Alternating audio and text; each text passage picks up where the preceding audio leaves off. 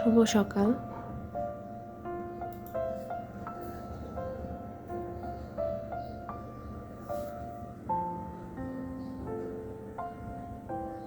এখনো শরৎকাল আসেনি, শ্রাবণের মেঘ আকাশে, তবু আকাশটা অনেক সুন্দর। আমি লাস্ট যখন গ্রামে গিয়েছিলাম তখন এই ভিডিওটি ধারণ করেছি, সেটাই আপনাদের সাথে শেয়ার করলাম। ছবি আঁকা অনেক বেশি ইমপ্রুভ করতে চাইলে অনেক বেশি প্র্যাকটিসের প্রয়োজন, ইচ্ছাটা থাকা প্রয়োজন, অনেক ডেডিকেট থাকতে হবে যে হ্যাঁ আমি ছবি আঁকাটা শিখব, এবং সেই অনুযায়ী অনেক বেশি প্র্যাকটিস করতে হবে।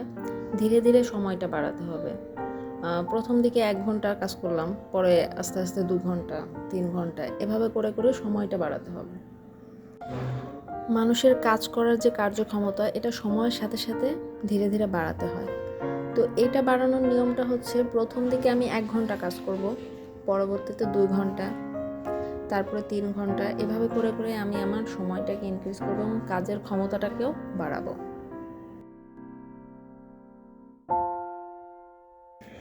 তো কাজের কার্যক্ষমতা বাড়ানোর পেছনের আমার কাছে আমার একটা গল্প জানা আছে।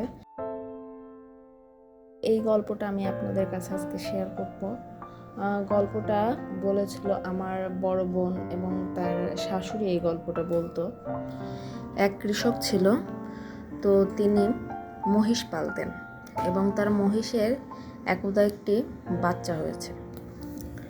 তো বাচ্চা মহিষটিকে কৃষকটি প্রথম দিন থেকেই কোলে করে বাইরে নিয়ে আসতেন এবং পরে যখন সন্ধ্যায় ঘরে ঢুকাতেন তো কোলে করেই আবার ঘরে ঢুকাতেন। এভাবে করতে করতে একসময় হলো কি, মহিষটি অনেক বড় হয়ে গেল, এবং যখন বড় হয়ে গেল তখন ওই লোকটি তাকে ঘর থেকে বাইরে নিয়ে আসতো, আবার বাইরে থেকে ঘরে নিতে পারতো। তো এটা হচ্ছে একটা উদাহরণ যে কিভাবে কার্যক্ষমতা বাড়ানো যায়। একদিনে যদি আমি প্রথম দিনেই যদি 15-20 ঘন্টা কাজ করি বা 10 ঘন্টার উপরে কাজ করি, তাহলে দেখা যাবে ওটা আমাকে অনেক প্রেশার দেবে, আমার অনেক কষ্ট হয়ে যাবে। তো এটা ধীরে ধীরে বাড়াতে হবে।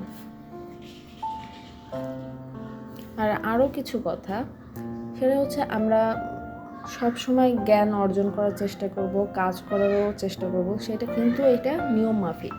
এমন যেন না হয় যে আমরা কারোর প্রতি অন্য আমাদের দায়িত্বগুলো ভুলে গিয়ে অন্য আমার যে কাজগুলো, এগুলো আমি সব লক্ষ্য না রেখে আমার পড়াশোনা বা আমি অন্য ঘরের কোনো কাজ করি, এইটা আমি বাদ দিয়ে শুধু আমার একটা জিনিসের পেছনেই আমি সময়টা নষ্ট করলাম, বা অন্যদের উপর যে আমার দায়িত্বটা ওটা আমি ভুলে গিয়ে শুধু আমার দায়িত্বটাই আমি করে গেলাম। এরকম যেন না হয়।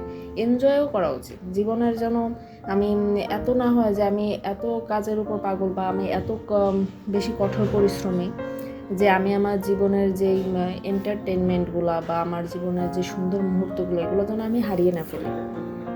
কারণ জীবনে আসলে শেষ পর্যায়ে বা সবচেয়ে ভালো কিছু অর্জন করে এটার আসলে কখনো শেষ নাই। তো জীবন যেভাবে চলতেছে, প্রেজেন্টের ভিতরেই যেন আমরা আমাদের সর্বোচ্চ আনন্দ পাই, এটার চেষ্টাই করতে হবে। বন্ধু বান্ধব সবার সাথে একটা ভালো সময় স্পেন্ড করার চেষ্টা করতে হবে। আবার সব কিছুর আসলে ব্যালেন্স থাকা উচিত। আমি পরিশ্রমও এত বেশি করব না যে আমি আমার এন্টারটেনমেন্টগুলোই হারিয়ে ফেলতেছি, আবার শুধু এন্টারটেনমেন্টের উপরেই আমার জীবনটা অতিবাহিত করব না যে আমি আমার কাজগুলাই ভুলে যাচ্ছি, আমার যে দায়িত্বটা সেটা থেকে আমি চলে আসছি। তো সব কিছুর ভিতরে আসলে একটা ব্যালেন্স থাকার প্রয়োজন।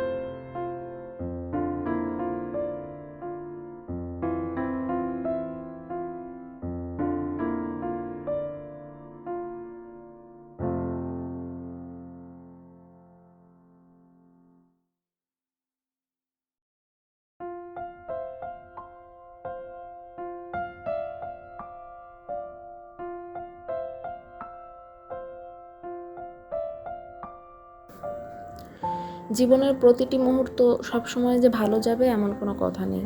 প্রকৃতির দিকে যদি খেয়াল করেন দেখতে পারবেন ঋতু পরিবর্তন হয়, কখনো রোদ, কখনো বৃষ্টি, কখনো শরৎ, কখনো হেমন্ত, কখনো বসন্ত। এই ব্যাপারগুলো যে শুধু ঋতুর ক্ষেত্রে ঘটে এমন নয়, এটা আমাদের জীবনেও ঘটে। আমাদের জীবনেও কখনো বর্ষা আসবে, কখনো গ্রীষ্ম আসবে, কখনো শীত, কখনো বসন্ত, এভাবেই জীবন চলবে।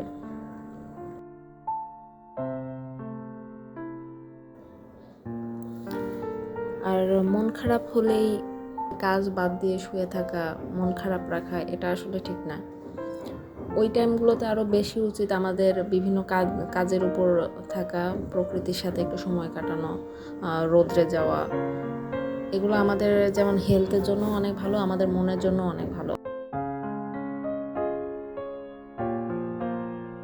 আর পজিটিভ মানুষদের পাশে থাকার চেষ্টা করতে হবে।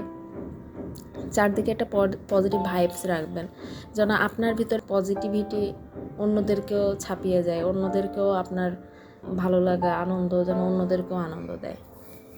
তো এই আশা নিয়েই আজকে মতো বিদায়। আল্লাহ হাফেজ।